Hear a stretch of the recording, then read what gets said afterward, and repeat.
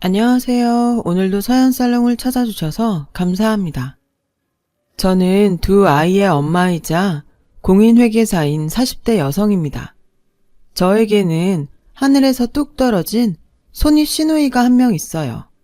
정확히는 있었다고 말씀드리는 쪽이 맞겠네요. 제가 첫 아이를 임신했을 무렵, 그러니까 30대 중반이던 시절에 겪었던 이야기입니다. 평범한 집안에서 태어나 평범한 딸로 자란 저는 모든 것이 보통인 아이였어요. 성적도 보통, 운동도 보통, 성격까지 보통. 주변에 한둘은 흔하게 있을 법한 자랑거리 하나 없는 그런 무색무취의 존재였죠. 남들이 그러한 것처럼 청년 실업의 무게를 평범하게 체감하고 있을 시에도 그랬고, 남들 다 그러는 것처럼 평범하게 연애를 하고 있었습니다. 공인중개사 시험을 준비하고 있던 남자친구는 보통스러운 저와는 완벽하게 반대되는 인물이었어요. 성적도 최고, 운동도 최고, 외모는 뭐. 그때는 이뻤어요. 진짜로요. 지금도 나이치고 나쁘지 않습니다. 콩깍지인지는 잘 모르겠지만요. 무엇보다 남자치고와 저는 집안 배경이 너무도 다르더라고요. 들어보니 대대로 물려져 내려오는 땅이 제법 된다더군요. 저는 그 이야기에 꿈이 그래서 공인중개사구나 싶었습니다. 언젠간 자기가 상속받게 될 땅인 만큼 부동산 사업을 하고 싶어 하는구나 라고 생각했어요. 그래도 뭐 딱히 부럽다거나 욕심이 난다거나 하지는 않았어요. 오히려 무덤덤했죠. 남자친구가 꼭 남편이 되라는 보장은 없잖아요. 그러던 어느 날 제가 공부하는 남자친구의 모습을 사랑스럽게 바라보고 있는데 뜬금없이 내기를 걸어오더라고요. 누가 먼저 시험 합격하나? 콜? 무슨 시험? 난 이력서 돌리느라 바빠 죽겠는데. 공인중개사 시험 준비하자고 우리 같이. 부부가 같은 일 하면 좋잖아. 저는 불쑥 심통이 났어요. 아니, 프로포즈도 없이 갑자기 결혼 얘기라뇨. 누가 그렇게 쉽게 결혼을 해준답니까? 아무튼 심통이 난 저는 늘 혼자 특별했던 남자친구를 골려주고 싶었어요. 그래서 싫은데? 그러지 말고 자기야. 내가 도와줄게. 응? 됐어. 난 공인회계사 시험 볼 거야. 갑자기 무슨? 공인중개사는 자기한테 밀리는 기분이라서 싫고, 공인회계사도 어쨌든 공인 비싼 글자 들어가잖아? 이 정도면 같은 시험 본다고 치든가 아님 말든가. 제 말에 남자친구는 픽 웃었고, 그렇게 저와 남자친구는 시험 준비생이 되었습니다. 장난스럽게 시작한 시험 준비였지만 공부하는 과정만큼은 장난스럽지 않았어요. 옆에서 같이 공부하는 남자친구가 무슨 훈장 서당님처럼 엄격하게 저를 잡아주었거든요. 그러다 한 번씩 공부에 지친 저의 마음을 달달하게 풀어주는데 사람 마음 들었다 놓았다 하는 솜씨가 아주. 있잖아, 자기 혹시 선수 아니야? 무슨 선수가 몇 년째 자기 혼자만 만나고 있냐? 근데 어쩜 그렇게 사람 마음을 들었다 놨다 해? 자기가 나한테 너무 빠져있는 건 아니고? 이거 보라고 또 이런다 또. 물론 농담이었고 저희는 늘 행복했습니다.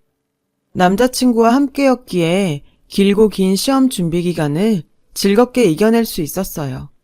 거의 5년 정도를 공부에 쏟아부었던 것 같아요. 남자친구가 먼저 공인중개사에 합격했고 저도 얼마 지나지 않아 공인회계사가 되었죠. 제가 합격 통보를 받던 날 저희 커플은 자연스럽게 양가 부모님을 모셔 상견례 자리를 만들었습니다. 시댁은 시아버지와 시할머니 두 분이서만 함께 살고 계시는 집이었어요.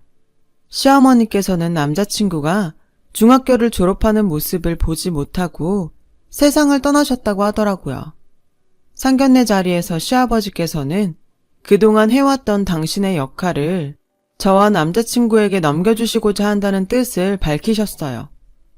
들어서 알겠지만 너희 시할머니가 가진 재산이 꽤 된단다. 그걸 맡아서 관리해주지 않으렴? 말씀 감사합니다, 아버님. 그치만 저희는 아직 너무 이르다고 생각합니다. 공인회계사라며 남편 될 사람은 공인중개사고 나보다 너희가 낫지 않겠니? 아버님께서도 그동안 훌륭하게 해오셨다고 들었습니다. 아서라, 천성이 셈이 밟지를 못한 위인이라 내가 얼마나 버거웠는데. 그래도 저희에게 갑자기 일을 넘겨버리시면 적적해서 어쩌시려고요. 어머니 챙기면서 살림이나 해볼까 싶어. 왜? 살림하는 시아버지 별로니?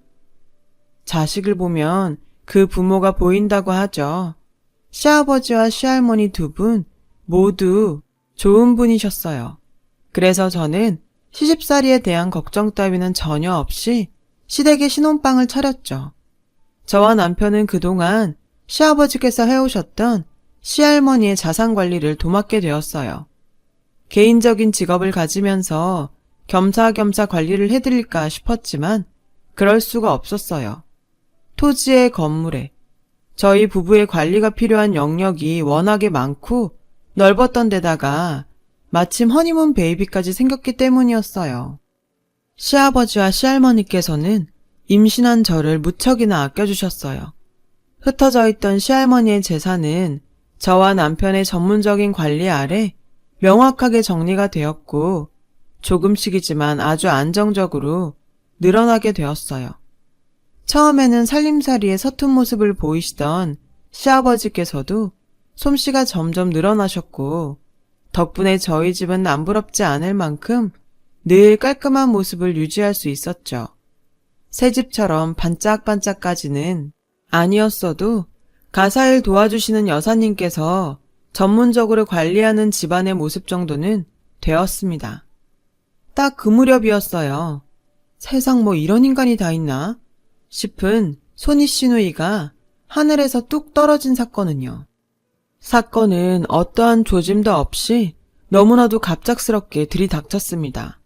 저와 시댁 식구가 화기애애하게 저녁을 먹고 있는데 웬 여자 하나가 킁킁 냄새를 맡으며 집으로 들어오는 게 아니겠어요?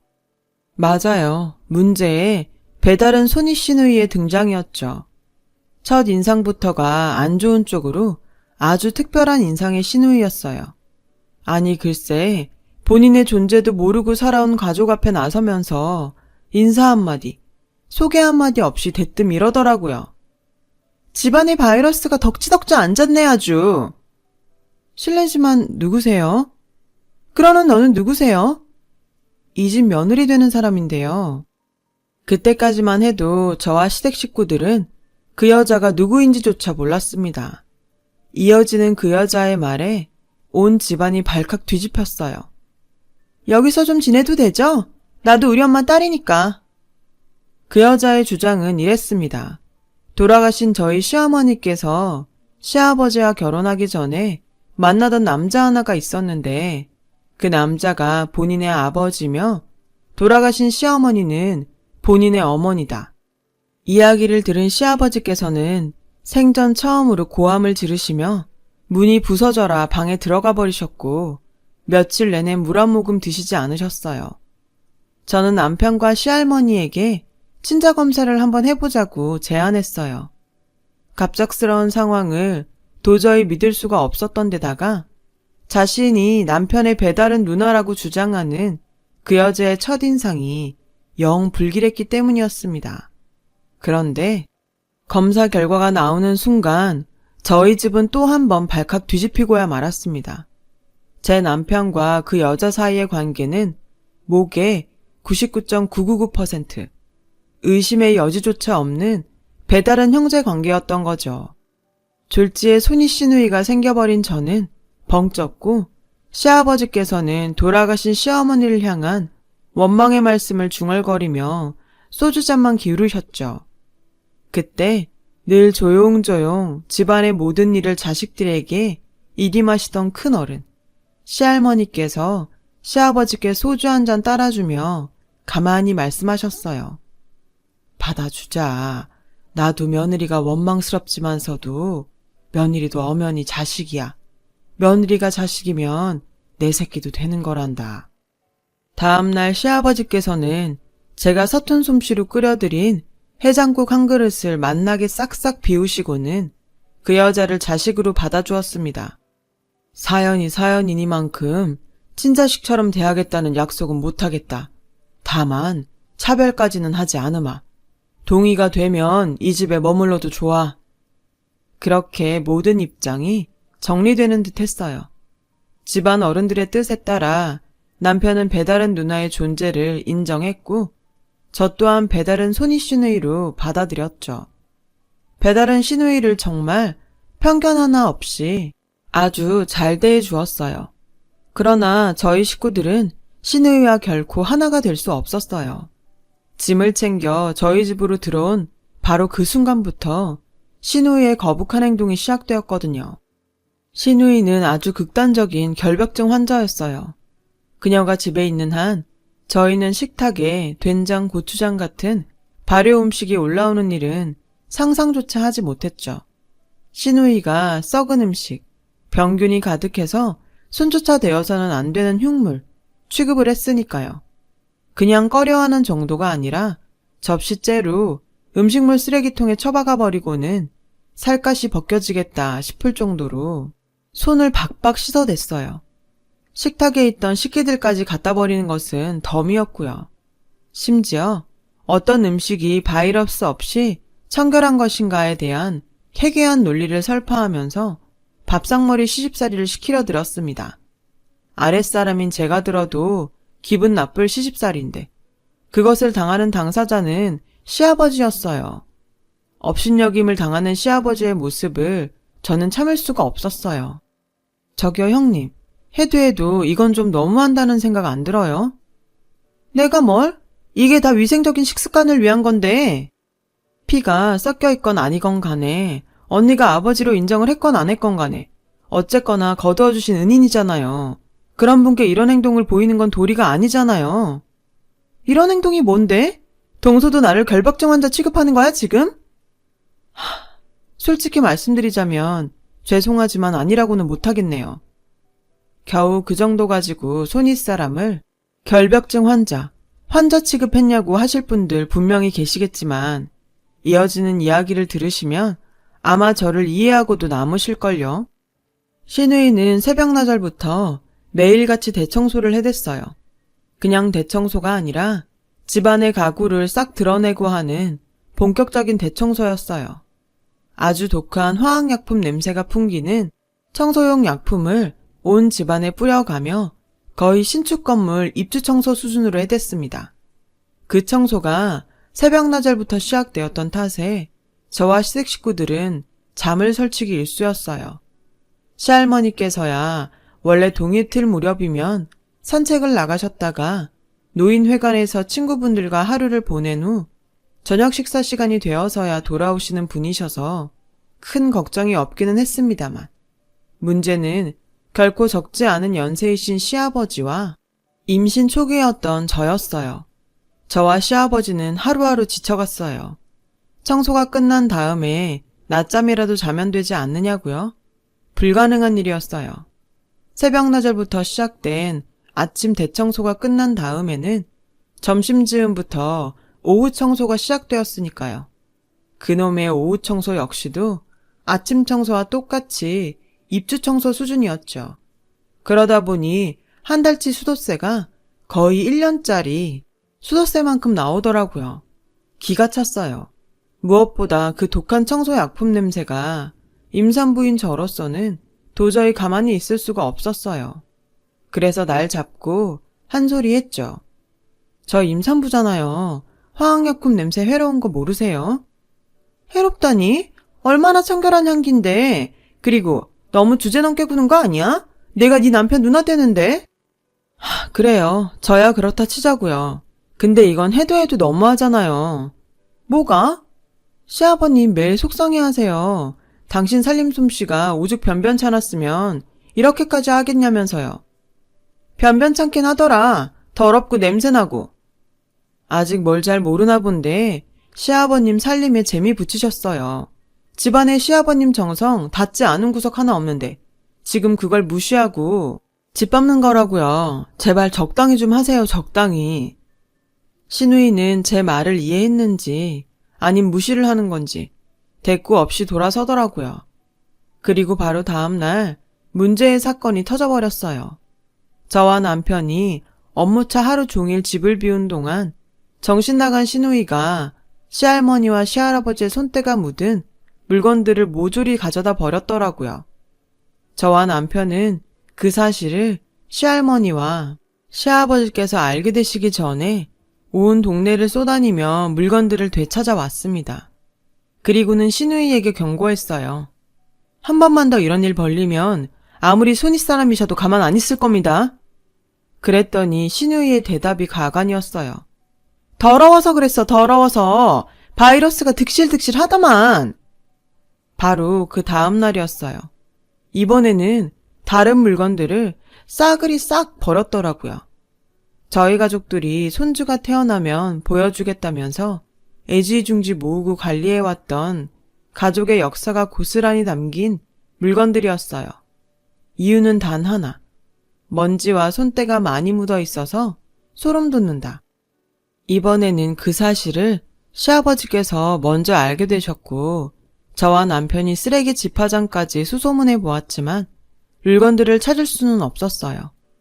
당연히 가족들은 분노했고 제가 총대를 메고 시누이의 앞으로 나섰어요. 시누이의 짐들을 그녀 앞에 내팽개치며 쏘아붙였습니다. 나가세요.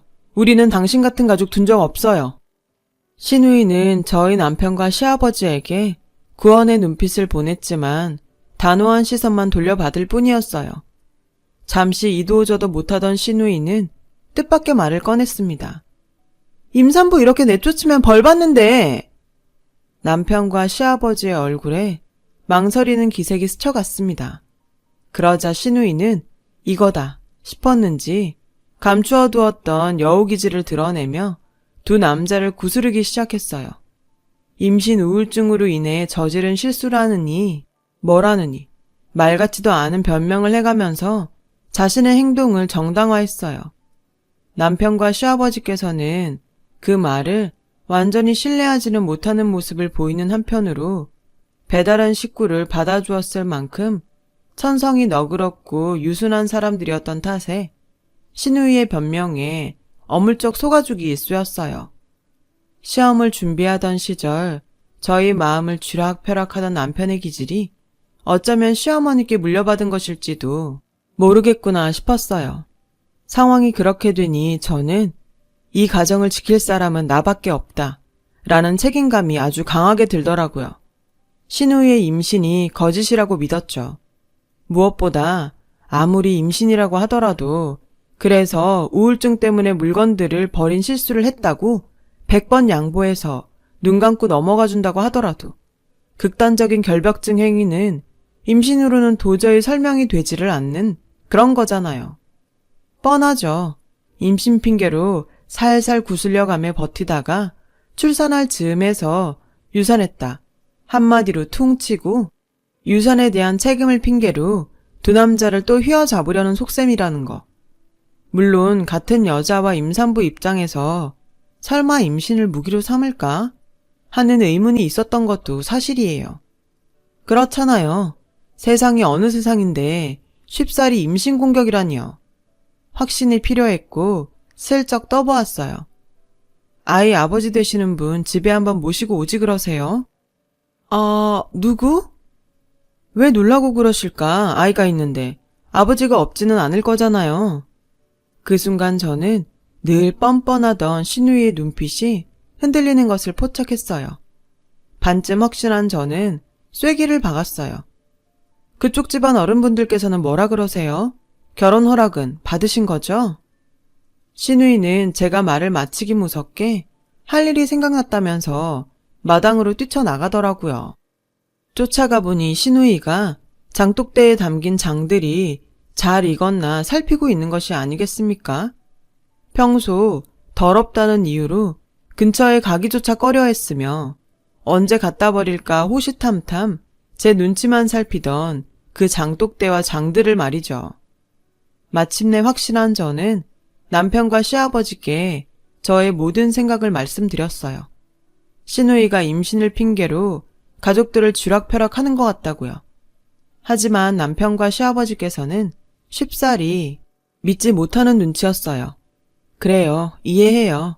일반적인 사람의 보편적인 상식으로는 감히 상상조차 할 수 없는 미친 짓거리였으니까요. 가정을 지키기 위해서는 증거가 필요했죠. 시누이가 임신을 무기로 삼았다는 결정적인 증거 말이에요.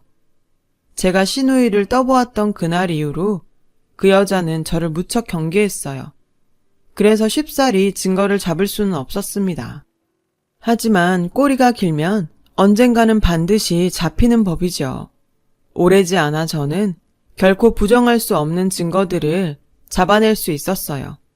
증거를 잡아낸 저는 며칠을 잠자코 시누이를 지켜보았죠. 그 추악한 속내를 폭로하기에 적절한 때를 기다렸던 것이죠.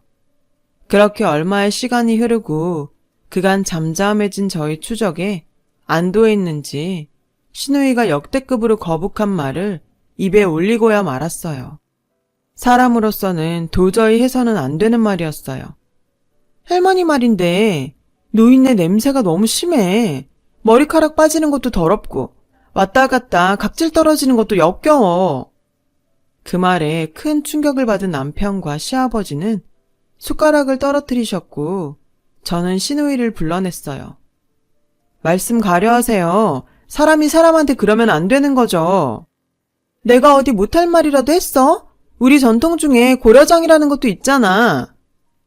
그러니까 할머니를 내다 버리자는 말씀이네요, 지금. 굳이 그렇게까지 얘기를 해주면야 나야 뭐. 아, 아니라는 말은 끝까지 안 하시네. 이봐요. 우리 전통에 고려장은 없어요. 조작된 가짜 사실이지.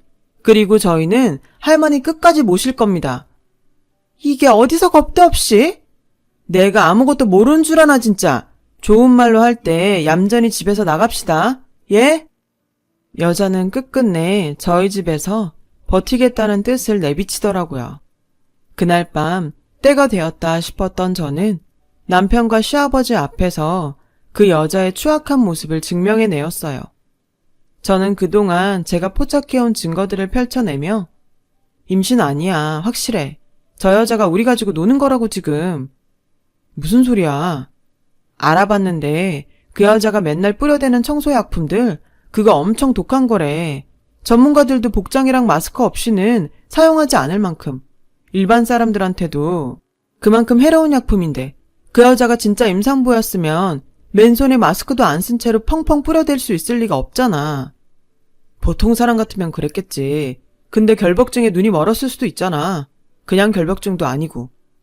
보통 사람 아닌 거 알잖아. 할머니를 내다 버리자니. 그게 어디 사람 입에서 나올 말일까?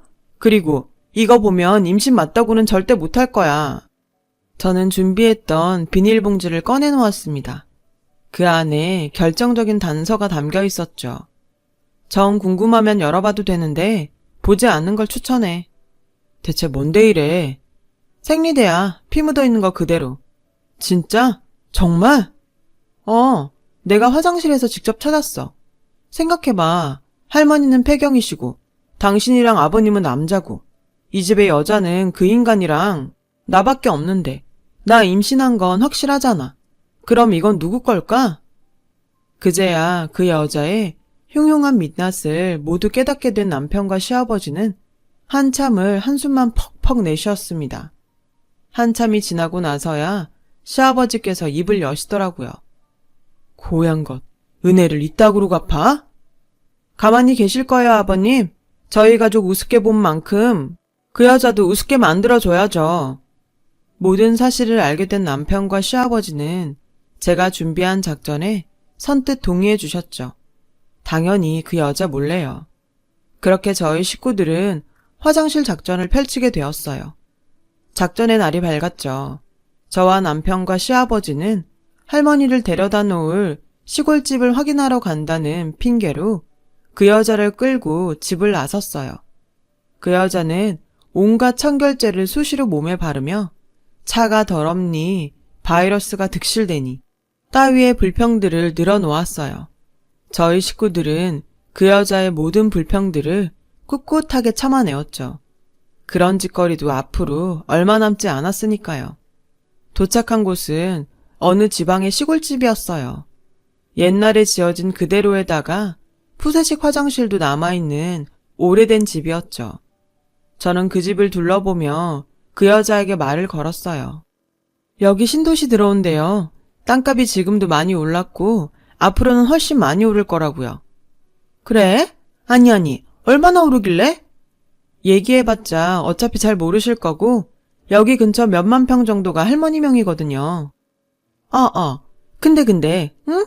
뭔데? 시할머니가 그러시는데 마침 저는 계획해왔던 그대로 여자를 이끌고 푸세식 화장실 앞으로 도착한 참이었어요. 잠시 말을 얼머부리며 그 여자의 안색을 살폈죠. 그 여자는 돈 얘기에 어찌나 눈이 멀었던지 푸세식 화장실이 가까워졌다는 사실과 냄새 따위는 안중에도 없더군요. 평소 같으면 질색팔색을 해가며 온갖 청결제들을 자신의 몸에 뿌려댔을 텐데요. 그러거나 말거나 저는 회심의 미소를 지으며 준비해갔던 시할머니 명의의 등기 권리증을 보란듯이 꺼내들었습니다. 시할머니가 그러시는데 며느리도 자식이고 며느리 자식이면 내 새끼도 되는 거라고. 그래서 이거나 주신다고 하셨어? 단 언니가 시할머니를 모시고 사는 조건으로요. 콜, 약속할게. 그래야지. 당연히 그래야지. 내가 우리 할머니를 얼마나 아끼고 사랑했는데. 신나서 방방 뛰는 그 여자의 모습이 어찌나 역겹던지 세상을 좀먹는 바이러스 그 자체였습니다. 저는 곧장 계획했던 무언가를 행동에 옮겼어요. 실수인 척 할머니 명의의 등기 권리증을 푸세식 화장실 안으로 떨어뜨렸어요. 그러자 건질 막대기 같은 건 없나 잠시 둘러보던 그 여자는 미련 없이 푸세식 화장실 그 변무더기 속으로 뛰어들어가는 게 아니겠어요? 저도 모르게 하고 소리를 질렀어요. 그리고는 실소가 나오더군요. 돈이라는 것이 사람을 저렇게 멍청하게 만들기도 하는구나 싶었어요. 상식적으로는 굳이 뛰어들어갈 필요까지 없잖아요.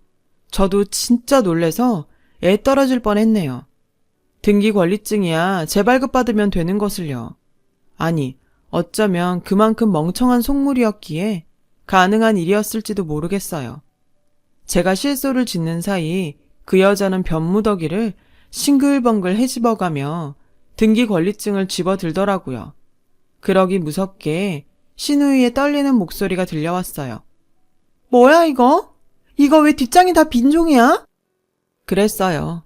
제가 준비해간 등기 권리증은 표지만 복사해 놓은 가짜였어요.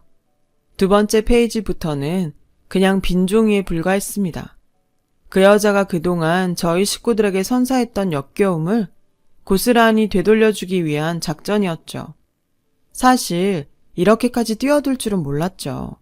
막대기 같은 거 하나 찾아 어쩔 수 없이 푸세식 화장실 한번 뒤집어 봐라. 이 정도였거든요. 이거 왜 빈종이냐니까 대답해봐 얼른. 마침 시아버지와 남편이 푸세식 화장실에 도착했어요. 그 여자는 저를 향한 온갖 저주의 말을 퍼부으면서 남편과 시아버지께 빨리 꺼내달라고 애원하기 시작하더라고요. 하지만 시아버지와 남편은 미동조차 하지 않았어요. 한껏 분노한 눈빛을 그 여자에게 쏘아보냈을 뿐이었죠. 당연한 일인걸요. 임신한 사람한테 이러면 안 되는 거야. 똥똥 흘러서 죽으면 어쩌라고. 유산이라도 하면 어쩌라고. 꺼내줘 빨리. 그러니까 말이에요. 임신한 사람이 똥똥 오르면 어쩌려고 거기서 헤엄을 치고 있어요. 이봐요 아줌마. 우리 가족들이 그렇게 멍청해 보였어? 그 여자가 아무리 변무더기를 헤집으며 꺼내달라고 애원해봤자 남편과 시아버지는 눈 하나 깜짝하지 않았어요. 당신이 진짜 임신을 했더라면 감히 거기 뛰어들 생각은 하지도 못했겠지. 세상 어느 엄마가 그럴 수 있겠어? 그리고 돈이 참 좋기는 좋나 보다. 그놈의 어마어마한 결벽증까지 한 방에 치료해버리고. 네가 나야? 내가 임신인지 아닌지 어떻게 아냐고. 됐고 말 섞기도 싫으니까 하나만 물어볼게. 그렇게 싫어하던 더러운 것들 사이에 스스로 뛰어든 소감이 어때? 푸세식 화장실 가득 그 여자의 절규가 울려 퍼졌어요. 그러거나 말거나 저희 식구들은 통쾌한 미소를 주고받으며 돌아섰고요. 그 여자가 그토록 입에 달고 살던 더러운 것들 속에 빠뜨려 놓은 채로요. 그날 이후로 저희 집은 그 여자가 뒤집어 놓기 전에 평화로운 모습으로 돌아왔어요. 그 여자가 버렸던 가족의 역사가 담긴 물건들을 끝끝내 찾아내지 못한 것은 다소 아쉬웠습니다만 저희 식구들은 사람 하나 걸은 것 치고 싸게 먹혔다 생각하자. 앞으로 더 많이 아끼고 사랑해가면서 우리의 역사를 다시 만들어 나가자 하는 말로 서로를 위로했어요. 그 여자는 얼마 지나지 않아 다시 저희 집으로 기어 들어왔습니다. 하지만 더 이상 그 여자가 머물 자리 따위는 없는 집이었죠. 받아줄 때도 어지간히 없나 보다. 그 수모를 겪고도 다시 기어 들어온 거 보면. 야, 말 똑바로 해. 내가 윗사람이야. 그 윗사람 똥통에 빠져 죽은 걸로 알고 있는데? 그래서 어쩌라고? 나가라고? 난 네 시애미 딸인데? 저는 이를 바득바득 갈아대는 그 여자에게 대놓고 비꼬았죠. 그래, 딸이거나 말거나 계속 우리 가족일 수 있는 방법 하나 알려줄까? 정신병원 입원해서 치료받아. 그러면 받아줄지 말지 다시 한번 생각은 해줄게. 그게 싫다? 그럼 잘 가시고. 가는 길에 너 좋아하던 방향제 한번 뿌려주고 가면 고맙겠네. 누구한테서 썩은 똥내가 진동을 해서. 그 여자는 그 길로 집을 떠났고 다시는 돌아오지 않았어요. 저는 마침내 저희 집을 지켜내었죠. 더 이상은 자랑거리 없는 무색무취의 존재가 아니게 되었어요. 사람이 살면서 황당한 일을 겪는 것도 정도가 있는 것 같은데 세상엔 참 정말 드라마 같은 일들이 일어나네요. 제 가족, 제 식구 더 사랑하며 함께 잘 살아보겠습니다. 제 이야기를 들어주셔서 감사합니다. 들어주신 모든 분들 행복하세요. 여러분, 사연 댓글에 응원과 현명한 조언 부탁드려요. 좋아요와 구독은 저에게 큰 힘이 됩니다. 오늘도 좋은 일 가득하세요.